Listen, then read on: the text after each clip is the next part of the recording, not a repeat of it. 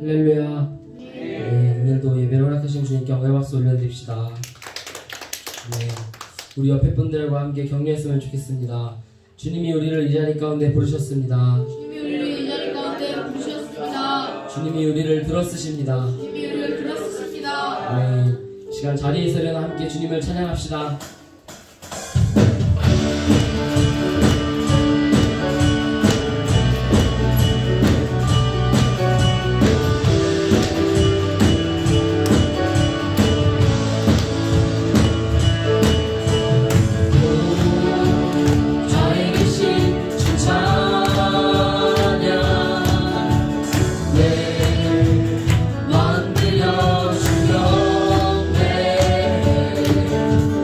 주님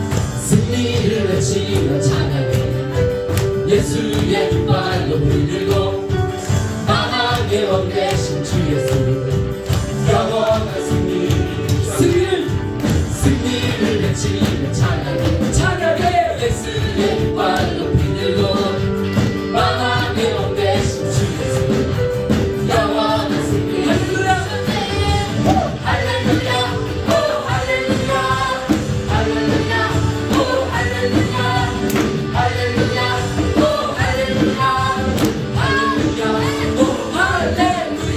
할렐루야 오 할렐루야 할렐루야 오 할렐루야 할렐루야 오 할렐루야 할렐루야 오 승리를 외치며 찬양해 예수의 발 높이 들고 만왕의 왕 되신 주 예수 영원한 승리를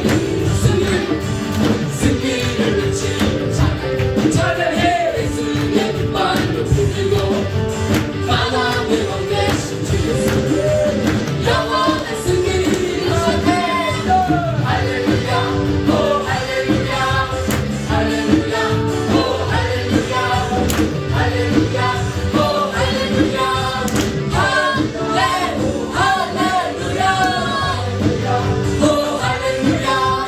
할렐루야 오 할렐루야 할렐루야 오 할렐루야 할렐루야 오 할렐루야 우리를 위해 죽으신 주 십자가 죄의 것을 끊어내 기쁨과 찬송 되신 주 영원한 구원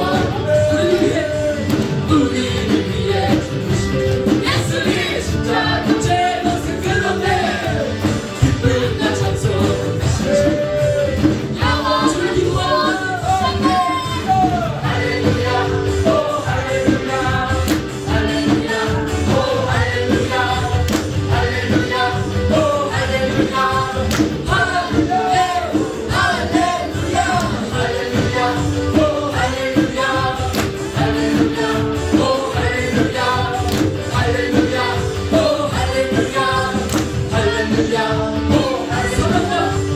사망과 슬픔 내가 십자 자유케 하시는 주 예수 길과 진리 생명 되신 주 예수의 이름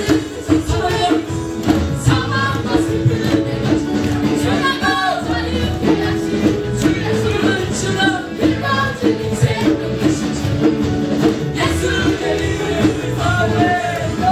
할렐루야 오 할렐루야 할렐루야 오 할렐루야 할렐루야 오 할렐루야 할렐루야 할렐루야 할렐루야 오 할렐루야 할렐루야 오 할렐루야 할렐루야 오 할렐루야 할렐루야 오 할렐루야 사랑과 슬픔에 갇힌 자 자유케 하신 주 예수 길과 진리 생명 되신 주 예수의 이름 사랑과 슬픔에 갇힌 주 예수 길과 진리 생명 되신 주 선포합니다 할렐루야 오 할렐루야 할렐루야 오 할렐루야 할렐루야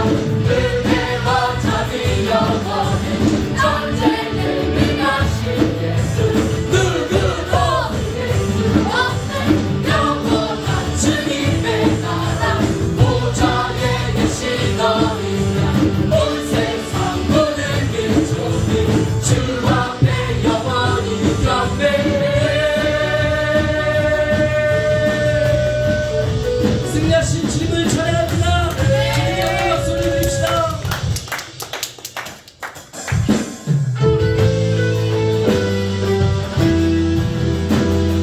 우리 주님은 구원의 하나님이십니다. 거룩한 여호와 하나님이십니다. 함께 선포하며 나아갑시다.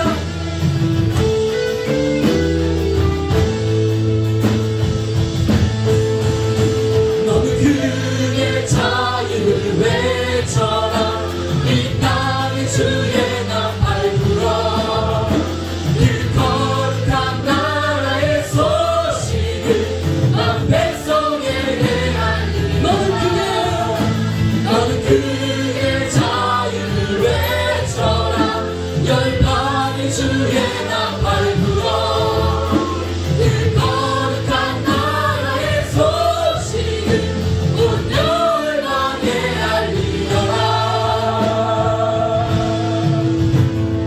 내게 약속된 땅으로 돌아가 내가 준 자유를 누리고 내 법도를 지켜 행하며 안식을 취하리라. 내게 약속된 땅으로 돌아가 내가 준 자유를 누리고 내 법도를 지켜 행하며 안식을 취하리라. 넌 그의 자유를 외쳐라. 이 땅의 주의 나팔 불어. 그 거룩한 나라의 소식을 만 백성에게 알리라. 너는 그의 자유를 외쳐라. 열방의 주의 나팔 불어. 그 거룩한 나라의 소식을 온 열방에 알리라. 너희 포로된 형제를 도와라. 갇힌 자 마른 사한 자 흘린 눈물을 내가 닦으며 해방을 선포하라. 너는 그의 자유를 외쳐라. 이 땅의 주의 나팔 불어. 그 거룩한 나라의 소식을 난 백성에게 알리라. 너는 그의 자유를 외쳐라. 열방의 주의 나팔 불어. 그 거룩한 나라의 소식을 온 열방에 알리라.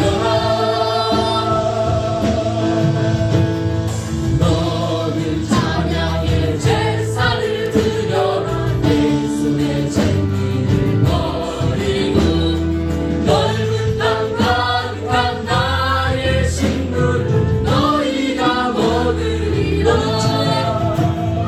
너는 찬양의 제사를 드려라. 내 손에 쟁기를 버리고 넓은 땅 가득한 나의 식물을 너희가 먹으리라. 너는 그의 자유를 외쳐라. 이 땅의 주의 나팔 불어.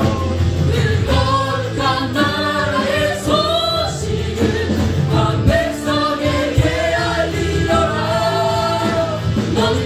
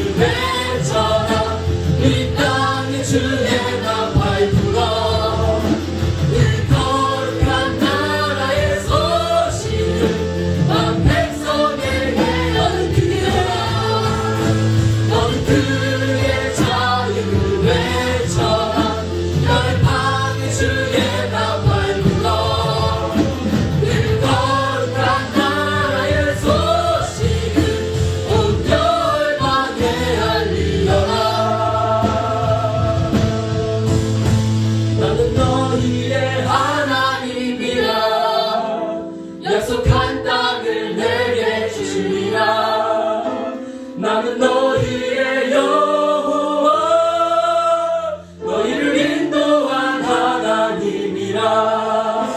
나는 너희의 하나님이라. 약속한 땅을 내게 주리라. 나는 너희의 여호와, 너희를 인도한 하나님. 나는 너희의 하나님이라. 약속한 땅을 내게 주리라. 나는 너희의 여호와, 너희를 인도한 하나님. 나는 너희의 하나님이라. 약속한 땅을 내게 주리라. 나는 너희의 여호와, 너희를 인도한 하나님이라. 너는 크게 자유를 외쳐라. 이 땅에 주의 나팔 불어. 그 거룩한 나라의 소식을 모든 민족 세상에 알리라.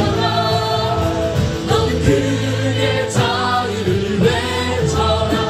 열방에 주의 나팔 불어. 그 거룩한 나라의 소식을 온 열방에 알리라. 너는 크게 자유를 외쳐라. 이 땅에 주의 나팔 불어. 그 거룩한 나라의 소식을 온 백성에게 알리라. 너는 크게 자유를 외쳐라. 열방에 주의 나팔 불어. 그 거룩한 나라의 소식을 온 열방에 알리라. 우리 시간 함께 기도합시다.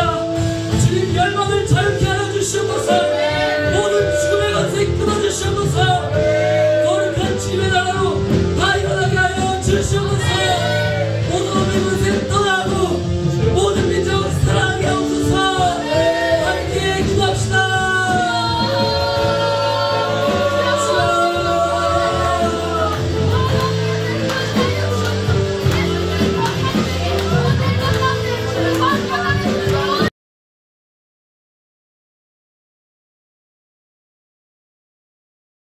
할렐루야. 예, 우리 앞뒤좌우로 인사하겠습니다. 당신은 에스겔입니다. 당신은 강한 자입니다. 아멘. 예, 이 시간에 우리가 에스겔과 같이 강한 자로 서기를 원합니다. 예, 오늘 말씀은 에스겔서 5장 13절 말씀입니다. 에스겔서 5장 13절. 구약성경 에스겔서 5장 13절 한 절을 같이 읽겠습니다.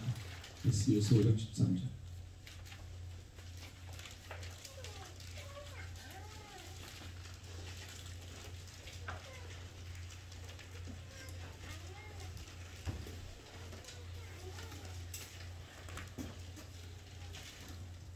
네, 같이 읽습니다.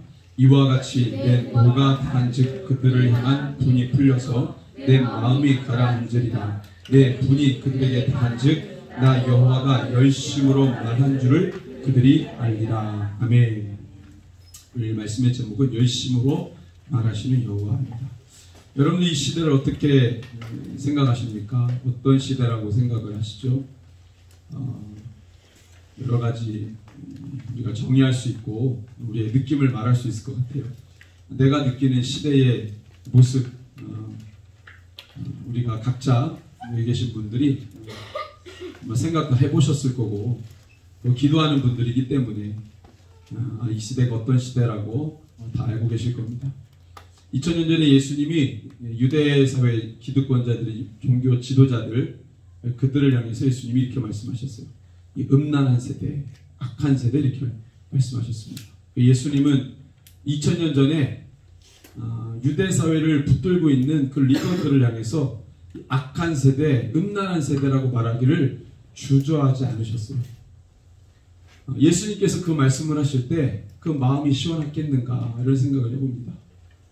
이 시대가, 이 세대가 악하다 이렇게 말씀하실 때에는 그 세상을 창조하신 분이 하나님이십니다.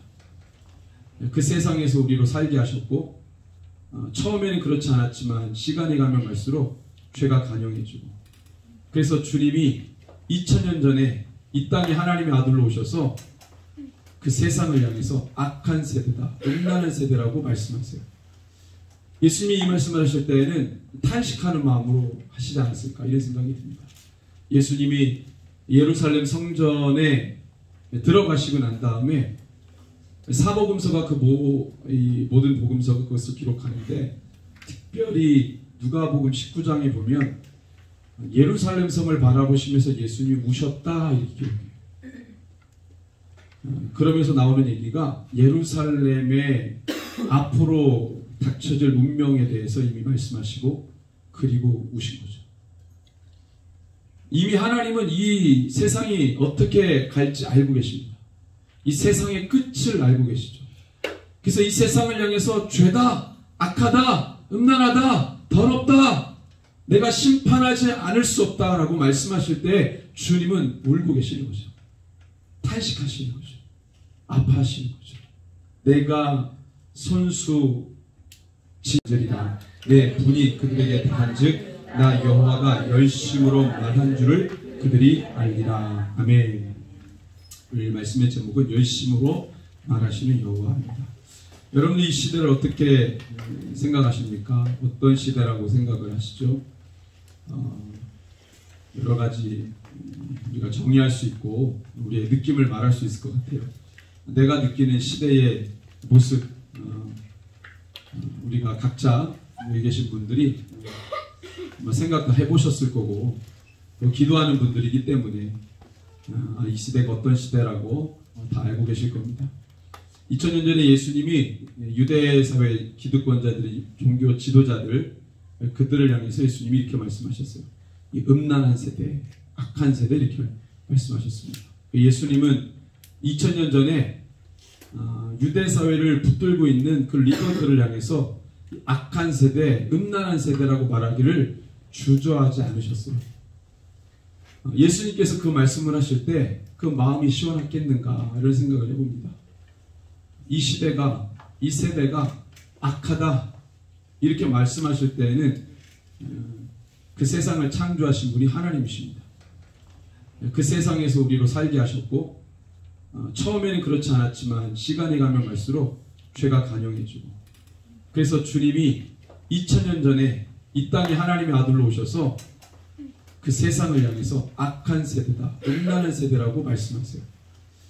예수님이 이 말씀을 하실 때에는 탄식하는 마음으로 하시지 않았을까 이런 생각이 듭니다. 예수님이 예루살렘 성전에 들어가시고 난 다음에 사복음서가 이 모든 복음서가 그것을 기록하는데 특별히 누가복음 19장에 보면 예루살렘 성을 바라보시면서 예수님이 우셨다 이렇게 기록해요. 그러면서 나오는 얘기가 예루살렘의 앞으로 닥쳐질 운명에 대해서 이미 말씀하시고 그리고 우신 거죠. 이미 하나님은 이 세상이 어떻게 갈지 알고 계십니다. 이 세상의 끝을 알고 계시죠. 그래서 이 세상을 향해서 죄다, 악하다, 음란하다, 더럽다, 내가 심판하지 않을 수 없다라고 말씀하실 때 주님은 울고 계시는 거죠. 탄식하시는 거죠. 아파하시는 거죠. 내가 손수 짓고 세우고 만든 이 세상을 주님이 손수 심판하시고 무너뜨리실 때 주님의 마음은 실로 참담하다. 우리가 에스겔서 말씀을 보면서요 그 주님의 마음을 느끼는 겁니다. 참담한 주님의 마음, 울분이 느껴지고 주님의 통곡이 느껴지는 게 바로 에스겔서입니다. 하나님께서 에스겔서 1장에 보면은 여호야긴 왕이 사로잡힌 지 5년, 그것은 이제 유다의 마지막 왕이죠. 시드기야 왕 통치 5년과 똑같은 해인데 그것은 그때 에스겔이 30세가 되던 해라고 1장에서 이야기합니다. 그때 하나님이 에스겔을 부르시죠. 부르실 때 에스겔이 부름받은 그 땅은 에스겔조차도 포로민으로 바벨론 땅에 와서 바벨론 사람들조차도 살지 않는 버려진 땅에 포로민으로 끌려온 유대 사람들이 정착지를 이루어서 살아가고 있었어요. 그래서 아주 참담한 상황 가운데 소망이란 것을 찾아볼 수 없는 그 절망이 가득한 그 땅에서 하나님이 에스겔을 부르시는데요. 에스겔은 제사장이었잖아요.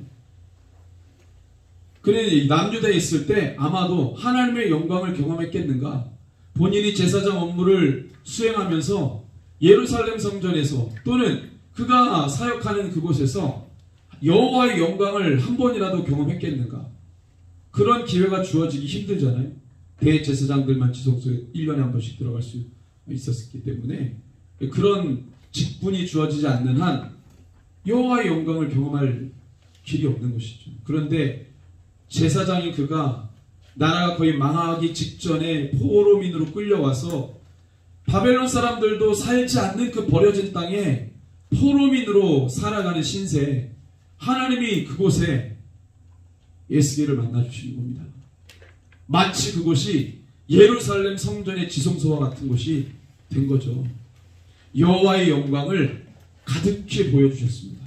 그가 그곳에서 여호와의 영광을 경험하는 거예요. 바벨론 땅은 이방 땅이죠. 이방 땅은 부정합니다. 그래서 유대인들이 이방 땅을 돌고 왔다 하면 부정한 상태이기 때문에 그걸 정결하게 하는 기간을 가져야 됐어요. 이방 땅은 부정한다. 그런데 이스라엘 백성들, 그 남유다 백성들이 부정한 땅에서 시욕적인 시간을 보내는데 제사장인 에스겔을 그 포로민 정착촌에서 당신의 영광을 가득히 다 보여주시는 거죠. 여러분들 바라기는 이 자리가 그바의 강가가 되기를 원합니다. 데라비비라고 말하는 그 버려진 황무한 땅이라고 말하는 그 장소, 하나님의 영광이 부어지지 않을 것 같은 우리의 삶의 현장들 있잖아요. 그것이 그바의 강가가 되어서 우리가 하나님의 영광을 그곳에서 체험하기를 소원합니다. 우리가 서 있는 그곳이 주님, 세상으로부터 보면은 소망이 없지만 그러기 때문에 우리가 주님께만 소망을 둡니다. 주님이 소망이 되셔서 나의 삶의 현장에 주님의 영광으로 나타내 주십시오. 이것이 우리의 기도 제목이 되어야 할 줄로 믿습니다. 그바의 강가. 하나님이 그곳에서 에스겔을 불러주신 겁니다. 여러분들, 하나님의 사람들은 광야로 나와야 주님의 영광을 경험하는 겁니다. 세상에 둘러싸여 있으면 하나님의 임재를 경험하기가 쉽지가 않잖아요. 거기에는 나의 기득권이 있고 나의 소유를 주장하고 나의 권리를 주장하는 곳인데 그것을 다 쥐고 있으면 어떻게 하나님의 영광을 경험하겠어요? 그래서 광야는 자기의 모든 것을 버리는 곳입니다. 세상에 둘러싸여 있지만 이것이 내 것이 아닌 것처럼 다 주님 앞에 내어놓고 나의 권리를 주님 앞에 내어놓고 절대적 소망 되시는 주님만을 의지하며 가는 곳, 그것이 바로 광야고, 자기의 소유물을 가득 안고 살아왔던 남유다 백성들, 그들의 죄로 말미암아 지금 광야와 같은 이곳 버려진 땅으로 와서 에스겔은 하나님의 영광을 경험합니다. 주님, 바라기는 이 대한민국이 버려진 것 같지만 하나님 이것을 다시 한번 주의 영광으로 가득 채워 주옵소서. 우리가 이 심정을 가지고 우리 함께 이 저녁에 기도하기를 소원합니다. 그래서 우리가 여기 있는 분들이 다 에스겔이 되어야 하는 이유가 그것입니다. 옆에 분에게 한번 더 고백합시다. 당신은 에스겔입니다. 강한 자입니다. 예, 연약하면 상관없어요. 주님이 우리가 큰 은혜를 주실 줄로 믿습니다. 예. 하나님께서 에스겔을 부르신 장면을 보면은요, 좀 다급하셨다는 느낌을 받아요. 왜냐하면 에스겔을 부르실 때 당신의 영광을, 그 존재를 그냥 막 다 드러내시거든요. 뭔가 좀 다급하지 않으면 이렇게 에스겔에게 이 버려진 황무한 땅에서 주님의 존엄한 영광을 이렇게 보여주실 수 있나? 뭔가 하나님이 다급하신 거 아닌가? 이런 느낌을 받습니다. 그래서 에스겔 1장에 보면은 하나님께서 에스겔을 부르실 때, 아까도 제가 서두 부분에 말씀드렸지만 포로민으로 끌려온 지, 예호야긴 왕이 끌려온 지 5년. 그것은 이제 남유다 지금 현재 왕인 시드기야 통치 5년과 똑같은 말이에요. 근데 이 말씀을 받을 때 에스겔을 만나 주실 때가 5년째 되는 해에 4월 1일이다 이렇게 되어 있습니다. 4월 5일. 근데 11개월 전에 어떤 일이 있었는지 우리가 계속 말씀을 살펴봤잖아요. 11개월 전에 남유다 땅에서는요, 하나냐라고 하는 거짓 선지자가 이미 그나마 남은 유대 사람들을 미혹하고 있었어요. 그때는 2차 포로민들이 끌려간 상황이었기 때문에 사실은 남유다 땅에 남아있는 자가 없었어요. 그럼에도 불구하고 마지막 얼마 남지 않은 그 유대 사회를 지탱하고 있는, 간당간당 지탱하고 있는 그 상황 속에서 하나냐라고 하는 거짓 선지자가 나와가지고 그 남은 자들도 미혹하고 있었다는 겁니다. 그리고 말씀이 4년에 그런 일이 일어나고 예레미야 9년 때, 그러니까 시드기야 왕 통치 9년에 가서야, 그때는 느부갓네살이 완전히 남유다를 멸망시키기 위해서 어마어마한 군대를 끌고 와가지고 성을 에워싼 상태였어요. 2년 동안 에워싸고 마지막 11년째 되는 해 남유다가 완전 멸망하잖아요. 그게 시드기야 9년째 있었던 일입니다. 그때까지 하나님이 예레미야에게 남유다에 대해서 어떤 예언도 하지 못하게 해요. 말씀을 주지 않으십니다. 왜 그렇습니까? 시드기야 4년에 이미 마지막 남은 자들도 하나냐를 통해서 다 미혹이 됐어요. 그래서 그들의 마음을 돌이키려고 하지 않습니다. 이미 결정났다. 그리고 11개월 후에 바벨론 땅에는 에스겔에게, 에스겔서 4장에 보니까 완전히 심판을 작정하신 예언을 에스겔에게 말씀하신 거예요. 그게 우리가 에스겔서 4장 내용이었습니다. 그 내용을 보면은 하나님께서 혹독하게 예레미야 남유다를 심판하시는 내용이 나와 있어요. 우리가 지난번에 함께 살펴봤는데 북이스라엘을 위해서는 390일, 북이스라엘이 지었던 죄를 담당하기 위해 390일 동안 왼쪽으로 누워있으라. 남유다의 죄를 담당하기 위해서는 오른쪽으로 40일을 누워있으라. 도합 430일을, 그러니까 1년 2개월 10일이에요. 이 기간 동안에 에스겔은 하루에 도너츠 2개의 양의 보리떡, 그리고 이 물 3컵 정도의 양을 먹으면서, 섭취하면서 430일을 버텼습니다. 그리고 멸망당할 직전에 남유다를 위해서 예언을 하도록 주님이 명하셨던 거예요. 그런데 그렇게 혹독하게 하나님이 에스겔에게 그 예언을 하게 하시고 난 다음에 결국 586년도에 남유다가 멸망하잖아요. 그 멸망할 때 그 참혹함을 예레미야가 글로 남겼습니다. 예레미야 애가 2장 말씀 함께 보겠습니다. 예레미야 애가 2장.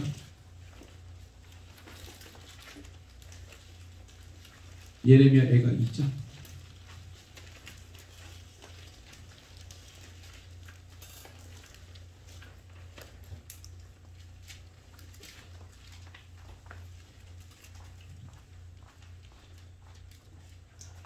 예레미야 애가 2장에 보면은요, 6절 7절을 한번 같이 읽겠습니다. 6절 7절 시작. 주께서 그의 초망을 동산처럼 헐어버리시며 그의 절기를 배하셨도다. 여호와께서 시온에서 절기와 안식일을 잊어버리게 하시며 그가 진노하사 왕과 제사장을 멸시하셨도다.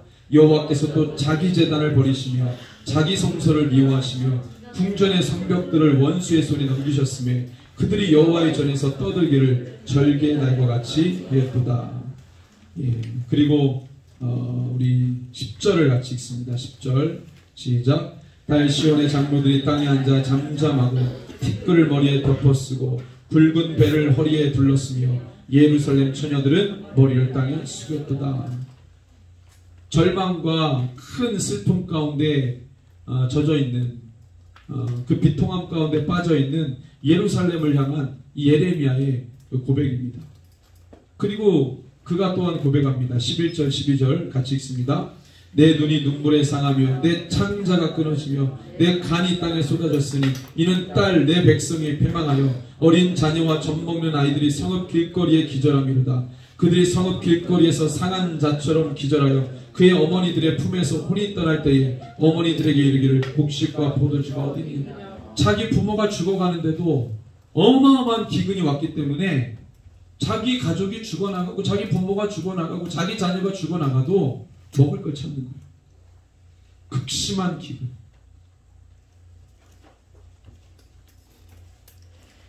그리고 그 땅에 기근이 어마어마한 기근으로 하나님이 치실 때 그 땅에 어떤 일이 벌어집니까? 우리 20절을 같이 읽습니다. 20절. 여호와여 보시옵소서. 주께서 누구에게 이같이 행하셨는지요. 여인들이 어찌 자기 열매 곧 그들이 낳은 아이들을 먹어오며 제사장들과 선자들이 어찌 주의 성소에서 죽음을 받으니까.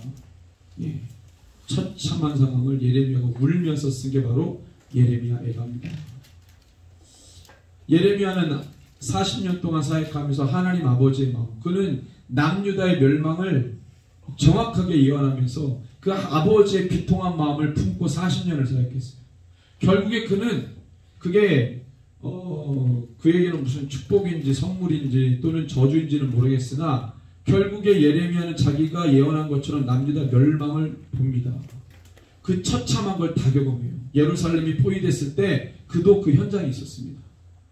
백성들이 슬퍼하고 비탄에 빠져있고 칼과 전염병과 기근으로 죽어나갈 때 그것을 다 봤던 사람이 예레미야예요. 처참한 관계. 근데 그 일이 있기 5년 전에 이미 에스겔에게 포로로 끌려온 에스겔에게 마지막에 남유다가 어떻게 될 건지 그에게 다 보여주셨다는 거예요. 그게 오늘 이 에스겔 5장 말씀입니다. 그래서 하나님께서 왜 이토록 혹독하게 남유다를 벌하실 수밖에 없었는가? 우리 5장 말씀을 좀 깊이 보면서 아버지의 마음, 자기가 손수 세우신 것을 폐하실 때에 그 하나님의 마음을 우리가 좀 보기를 원합니다. 그리고 어떤 이유에서 이렇게 혹독하게 자기 백성을 심판하셨는지. 이 심판의 내용은 우리 5장 10절 우리 같이 한번 읽겠습니다. 5장 10절입니다. 그리한즉 내 가운데에서 아버지가 아들을 잡아먹고 아들이 그 아버지를 잡아먹으리라. 내가 벌을 내게 내리고 너희 중에 남은 자를 다 사방에 흩으리라. 이게 언제 주신 말씀이에요? 포로로 끌려온 지 5년째 되는 애 보여준 거고요. 6년 후에 남유다 멸망합니다. 그러니까 남유다 멸망 5년 전에 이걸 알려주셨고요. 남유다 멸망할 때 예레미야가 애가를 쓰면서 그 5년 전에 에스겔이 예언한 걸 그대로 현실로 사건이 벌어지면서 그거를 비통히 하면서 쓴 게 애가죠. 예언한 그대로 성취가 되고 있는 거예요. 그 처참한 상황.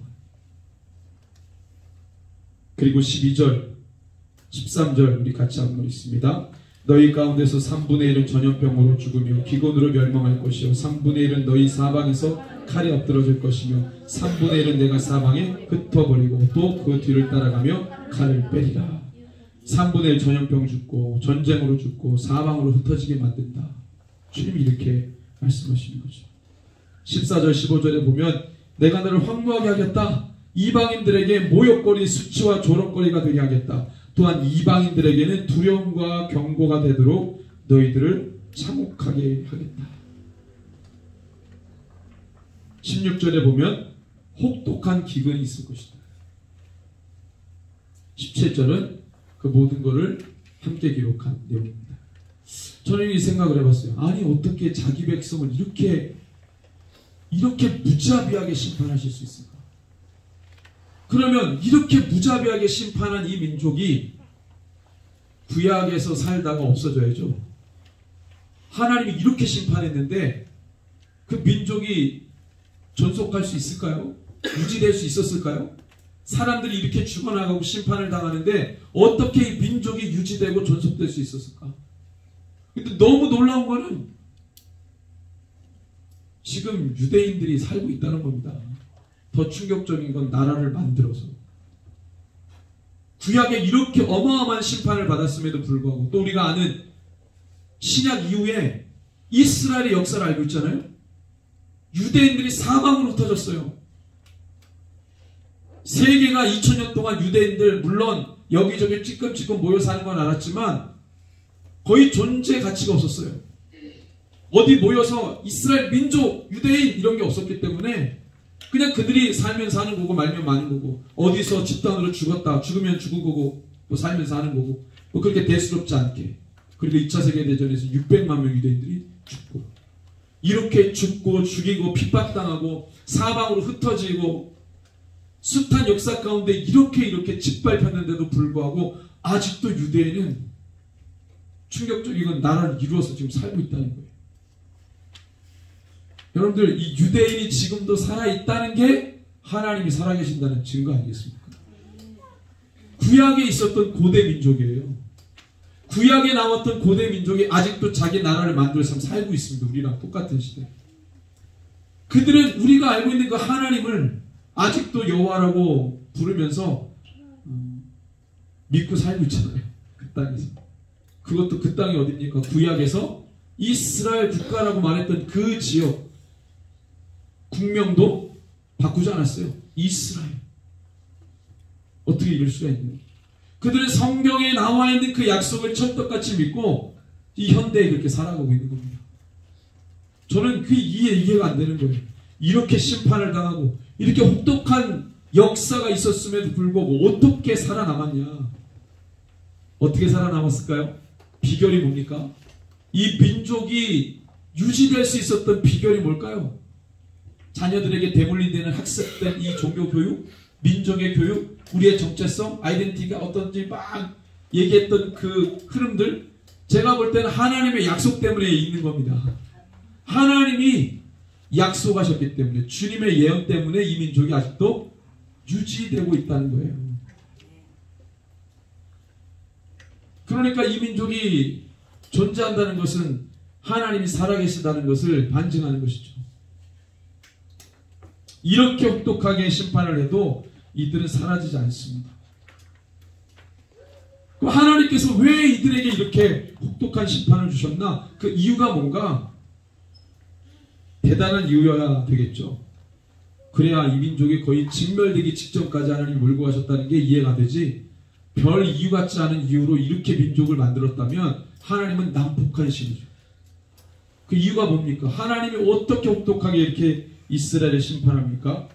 예, 우리 5절에서 9절 말씀이 이유입니다. 우리 5절에서 9절을 읽고 11절을 읽습니다. 시작. 주 여호와께서 이와 같이 이르시되 이것이 곧 예루살렘이라 내가 그를 이방인 가운데 두어 나라들이 둘러있게 하였거늘 그가 내 규례를 거슬러서 이방인보다 악을 더 행하며 내 율례도 그리함이 그를 둘러있는 나라들보다 더하니 이는 그들이 내 규례를 버리고 내 율례를 행하지 아니하였음이니라. 그러므로 나 주 여호와가 말하노라 너희 요란함이 너희를 둘러싸고 있는 이방인들보다 더하여 내 율례를 행하지 아니하며 내 규례를 지키지 아니하고 너희를 둘러있는 이방인들의 규례대로도 행하지 아니하였느니라. 그러므로 나 주 여호와가 말하노라 나 곧 내가 너를 치며 이방인의 목전에서 너에게 벌을 내리되 내 모든 가증한 일로 말미암아 내가 전무후무하게 내게 내릴지라.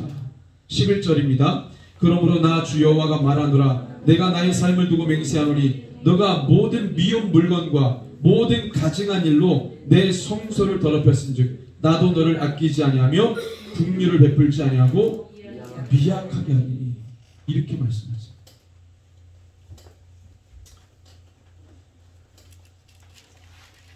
이유는 딱 두 가지입니다.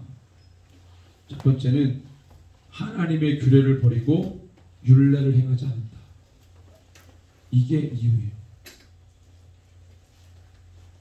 두 번째, 하나님의 성소를 더럽혔다.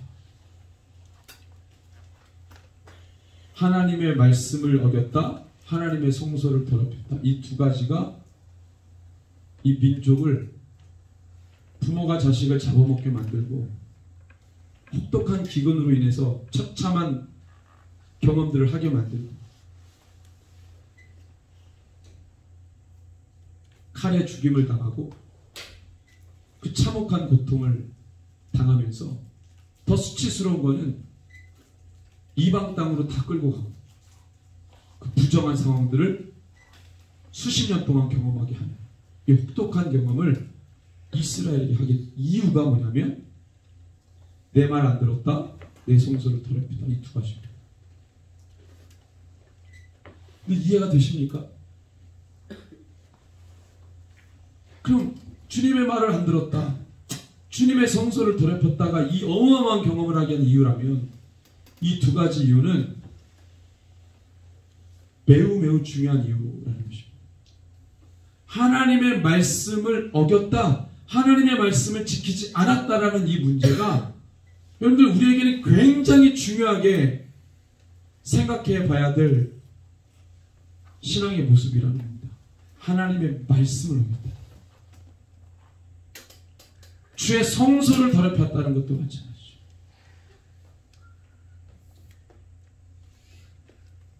특별히 2절 말씀에 보면은요, 우리 11절을 한 번 더 읽겠습니다. 그러므로 나 주여가 말하노라, 내가 나의 삶을 두고 맹세하노니 너가 모든 미운 물건과 모든 가증한 일로 내 성소를 더럽혔은즉. 예. 성소를 더럽힌 일이 두 가지인데, 너의 모든 미운 물건과 모든 가증한 일 때문에 내 성소가 더럽혀졌다, 이렇게 말씀하세요. 주님의 성소를 더럽힌 이유 두 가지. 너의 모든 미운 물건과 가증한 일로, 이거예요. 미운 물건, 시쿠츠라고 하는 단어입니다. 이거는 몹시 싫은 것. 그래서 이 시쿠츠라는 단어는요, 보통 어떨 때 나오냐면 우상숭배 행위를 할 때 연관돼서 나오는 단어였어요. 이스라엘 백성들이 하나님을 버리고 어떤 다른 우상들을 섬길 때 함께 연동돼서 나오는 단어가 이 시쿠츠라는 단어입니다. 그러니까 하나님이 우상숭배를 몹시 싫어하는 것.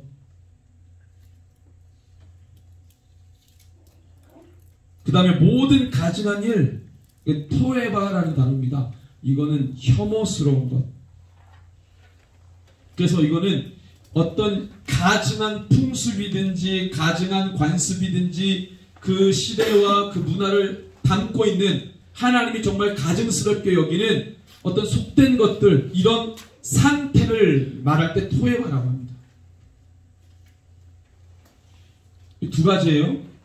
어떻게 성소를 더럽혔냐면 실제 우상 숭배를 하는 행위하고요, 우상 숭배적인 삶이 하나님의 성소를 더럽혔다고 얘기하는 거예요. 우상 숭배적인 삶, 우상 숭배스러운 삶, 우상 숭배 행위를 포함해서 이 두 가지가 하나님의 성소를 더럽혔다, 이렇게 규정하고 있어요. 정리하면 하나님의 성소를 더럽힌 이유가 뭡니까? 우상숭배죠. 우상숭배. 그 우상숭배에서 돌이키지 않았다. 하나님은 우상숭배뿐만 아니라 우상숭배스러운 삶을 경계하십니다. 우상숭배스러운 삶도 우상숭배라고 말씀하세요. 그게 뭡니까?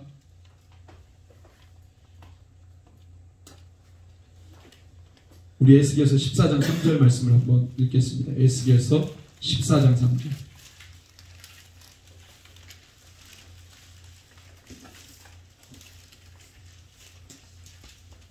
같이 읽습니다. 인자야, 이 사람들이 자기 우상을 마음에 들이며 죄악의 걸림돌을 자기 앞에 두었으니 그들이 내게 묻기를 내가 조금인들 용납하리라. 예, 용납하시겠습니까? 절대 용납 안 하시죠. 근데 여기 표현이 뭐냐면, 인자야, 이 사람들이 자기 우상을 어디에 드린다고요?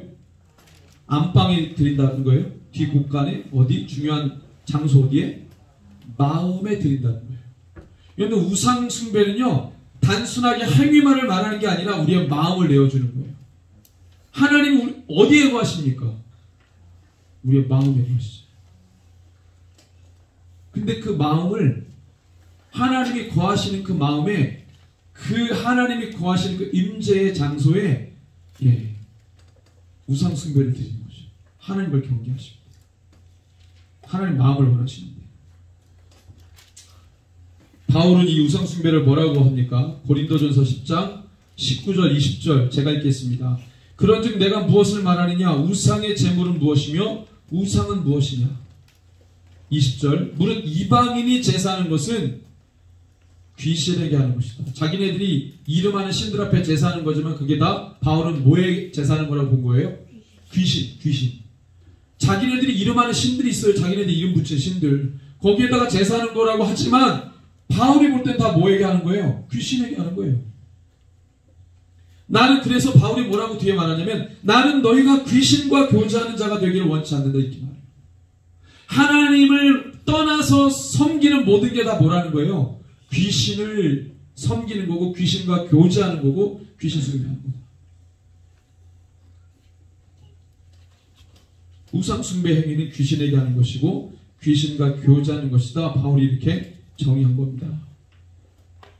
그래서 우상 숭배 정확하게 바울이 자기 서신서에서 정의하는데 하늘의 것이나 땅에 있는 것이나 땅 아래에 있는 어떤 것도 형상을 만들지 말라. 이게 주님께서 십계명에 말씀하신 거잖아요. 예. 그런데 그 보이는 형상도 문제지만요. 바울이 이 우상 숭배가 뭔지를 정의하는 이 내용을 보면 더 포괄적이고 정교합니다. 에베소서 5장 5절에 보면 너희도 정녕 이것을 알거니와 음행하는 자나 더러운 자나 탐하는 자 곧 우상 숭배자는 이렇게 얘기해요. 우상 숭배자가 뭐라는 거예요? 음행하는 자, 더러운 자, 탐하는 자 이들을 다 뭐하는 자다? 우상 숭배자다 이렇게 얘기해요. 마음에서 비롯된 죄 그걸 따라가고 지향하는 걸 우상 숭배라고 합니다. 그런 자들은 그리스도와 하나님 나라에서 기업을 얻지 못한다. 바울이 이렇게 얘기해요. 골로새서 3장 5절에 보면 그러므로 땅에 있는 지체를 죽이라 곧 음란과 부정과 사욕과 악한 정욕과 탐심이니 탐심은 우상 숭배다. 인간의 마음에서 비롯된 생각에서 비롯된 모든 욕심, 인간 중심의 탐욕 이 모든 게 다 뭐라고 말하는 거예요? 바울은 우상 숭배다 이렇게 얘기하는 겁니다. 보이는 형상을 따라서 거기에 참배하고 숭배하고 그걸 섬기는 것도 우상 숭배지만 내 마음에 있는 죄를 그냥 그렇게 따라가는 것 그게 요구하는 것을 들어주는 것 이것도 우상 숭배다. 바울이 그렇게 얘기하고 있는 거예요. 하나님이 이스라엘 백성들 남유다 백성들이 혹독하게 심판하는 이유가 뭐라고 했어요? 우상 숭배라고 했죠. 그 우상 숭배 처음에 말했을 때는 하나님의 계명을 버리고 주님의 성소를 더럽혔다. 이게 뭐냐? 우상 숭배다. 우상 숭배 행위, 우상 숭배스러운 삶. 그거에서 돌이키지 않았을 때 하나님은 남유다를 혹독하게 심판했다. 이렇게 말하는 겁니다. 근데 그 우상 숭배의 정의를 우리가 이렇게 신약적으로 파고 들어가면 우리가 잠깐 하나님을 버리고 우리가 잠깐 세상의 마음에 두고 우리의 욕심을 따라가고 그 삶에서 돌이키지 않는다면 구약의 하나님의 다루심이 다시 재현될 수 있다는 것이죠. 이미 2000년 전에 사도 요한에게 예언하셨어요. 그래서 소아시아 7교회에게 줄곧 성령님께서 뭐라고 이야기하십니까? 따라합시다. 회개하라. 그걸 요구하신 거예요.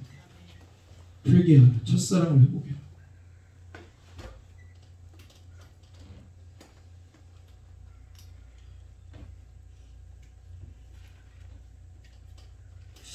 남유다 백성들이 성전이 있었고 또 제사장도 있었고 종교 지도자들이 버젓이 활동하고 있었어요. 장로들이 있었고 율법이 있었습니다. 절기가 그대로 돌아가고 있었어요. 그럼에도 불구하고 그들은 하나님을 경외하지 않습니다. 종교를 유지하는 장치들은 있었지만 중요한 것은 그들의 삶에 그들의 마음의 생각에 하나님이 없었어요.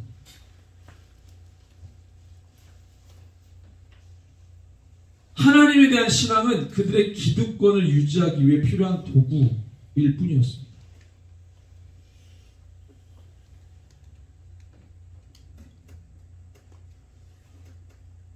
그래서 하나님이 오히려 너희들이 율법도 버리고 나의 가르침도 내팽개치고 나도 경외하지 않고 그렇지만 너희들 주변에 있는 민족들이 행하는 자기들의 규례만큼도 너희는 못 살고 있다. 이런 충격적인 얘기를 자기 백성에게 하세요. 이 말은 뭐냐면 원래 이민족보다도 더 높은 수준을 유대 사람들에게 원하셨던 게 하나님의 기준인데 계속 하나님의 법에서 떠나다 보니까 수준 자체가 주변에 있는 이민족들이 만든 자기네들의 규례보다도 못한 일이 되어버린 거예요. 우리가 그리스도인인데 하나님의 법 안에서 그리스도의 법을 이루면서 살아가는 우리인데 하나님의 본질, 복음의 본질을 지켜가며 살아가는 우리인데 세상의 요구 들어주느라고 하나님의 본질 다 내팽겨치고 세상 것을 환호하고 받아주고 수용하면 세상이 와 칭찬해주고 그럴 줄 알고 주님의 본질은 다 잊어버리고 세상 맞추다가 나중에 세상이 교회를 어떻게 하겠어요? 짓밟는 거죠. 그걸 모르는 거예요. 그러다 보니까 하나님 우리에게 이렇게 말씀하시는 거죠. 너는 내 본질을 다 잊어버리고 네 주변에 살아가는 난 크리스찬들보다도 못한 삶을 사는 거예요. 충격적이죠. 우리가 우리의 본질을 지킬 때 그때 세상이 처음에는 미워하고 증오하지만 나중에 인정하게 되는 것이죠. 근데 그걸 못 참는 거죠. 마치 우리가 그렇게 들어주면 세상이 우리에게 우리를 환영하고 받아주고 칭찬하고 아니에요. 세상은 교회를 미워합니다. 근본적으로 미워해요. 어리석은 것이죠. 우리 에스겔 5장 7절을 한번 읽습니다. 5장 7절 시작. 그러므로 나 주 여호와가 말하노라 너희 요란함이 너희를 둘러싸고 있는 이방인보다 더하여 내 율례를 행하지 아니하며 내 규례를 지키지 아니하고 너희로 둘러있는 이방인들의 규례대로도 행하지 아니하느니라. 그런데 이 시대의 우상 숭배는 뭡니까? 타 종교를 따르는 것을 포함합니다. 이단적 교리와 종교를 따르는 것도 포함하죠. 자기를 숭배하고 자기 자신을 과신하고 자기의 모든 것을 의지하는 것도 포함합니다. 물질을 숭배하는 것도 포함해요. 자신을 둘러싼 모든 세상의 이념, 가치, 세상 풍조를 따르는 것도 포함합니다. 사람 속에 있는 더러운 것들에 묶여 사는 것도 포함돼요. 다 우상 숭배입니다. 오늘 마지막 찬양, 제가 그 찬양하면서 오늘 말씀을 그 찬양을 통해서 다 풀어냈습니다. 제 안에서 스스로. 하나님이 주신 음식, 영원한 말씀의 법을 우리가 섭취할 때 우리는 진짜 자유하게 되는 것이죠. 우리가 자유하게 되면 묶인 자들을 향해서 자유하라고 선포할 수 있는 겁니다. 내 삶도 묶여있는데 누구를 자유케 합니까? 내가 하나님의 말씀하고 떠나 사는데 누구를 자유케 한다는 말이에요. 아무도 자유케 할 수 없어. 아무도. 하나님의 말씀 찔끔, 세상 것 찔끔 전혀 그렇지 않아요.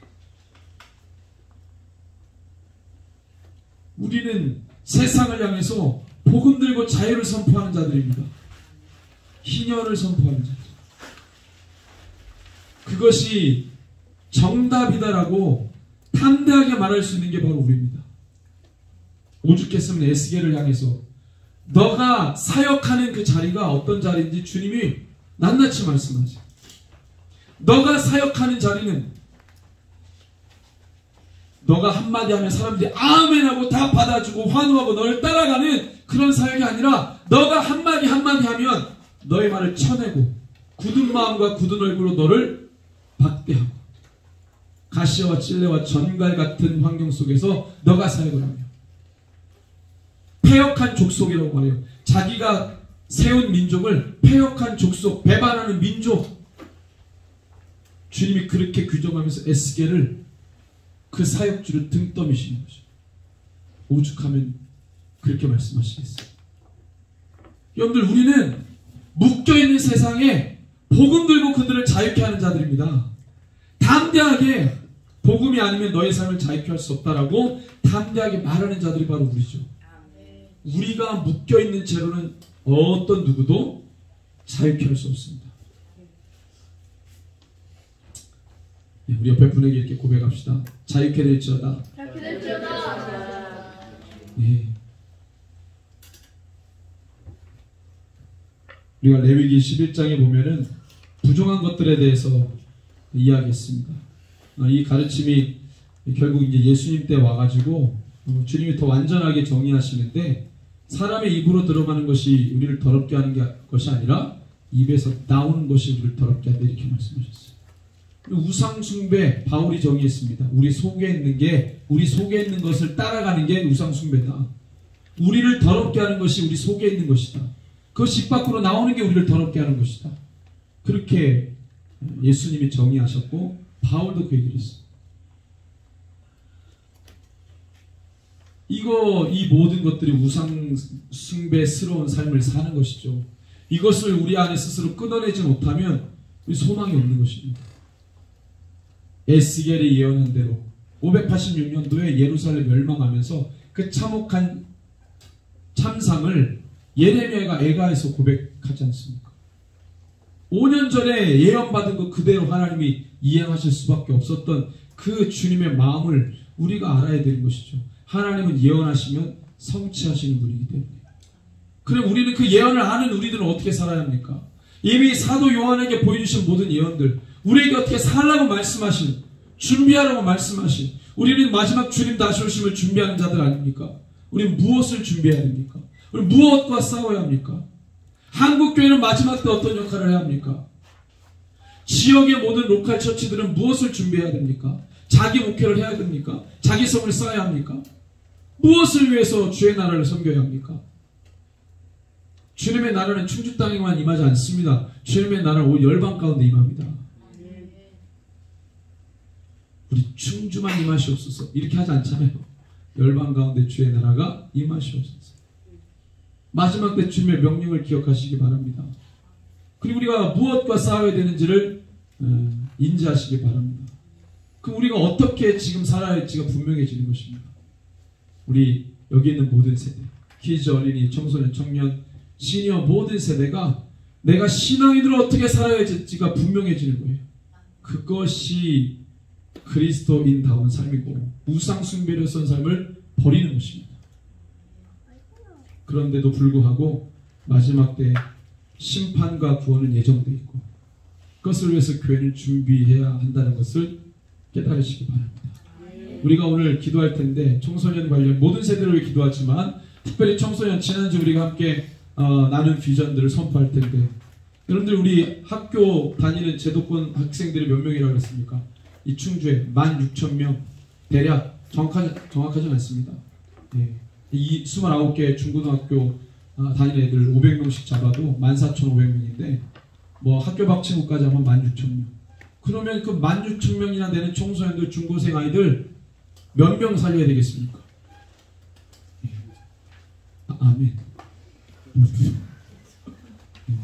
믿음이 모두를 살리시기 바랍니다. 바꿔야 되겠네. 모두로 바꿔야 되겠네. 저는 300명 했는데, 근데 이제 그거는 그리스도인 300명이 아니고 기도원 용사와 같은 300명. 수천 명의 영혼들이 예수 믿겠지만 결국에는 기도원 용사와 같은 300명이 이 충주에 세워지기 원합니다. 청소년에도 시니어에도 청년에도 기도원 300용사와 같은 세대가 일어나길 소원합니다. 열심으로 말하시며 우리 주님이 어떻게 말씀하세요? 열심. 주님이 그걸 다 이루시고 열심으로 말했다. 주님 이렇게 말씀하세요.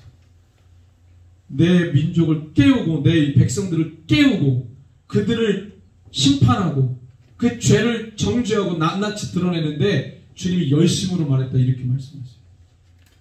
이게 원래 열심이라는 단어가 본래 원어의 의미는 질투입니다. 질투. 주님의 마음이 느껴지십니까?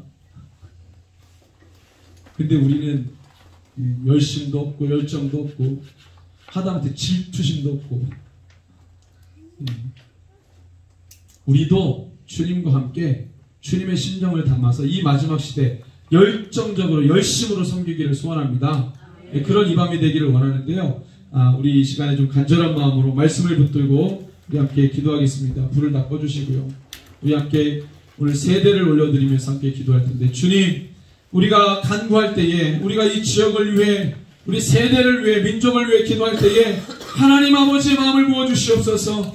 하나님 주님이 심판을 명하실 때에 하나님 그 시대의 죄를 이야기하실 때에는 주님의 마음이 시원함이 아니라 하나님 그 마음이 슬픈 마음, 비통한 마음, 애통한 마음이었습니다.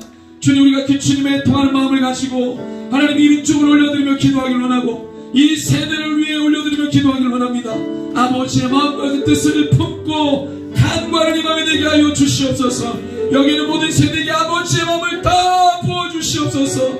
하나님 영혼들을 자유케 하는 그 삶을 위해 함께 달려갈 수 있게 하여 주시옵소서. 내 말씀 붙들고 함께 간구하겠습니다. 주여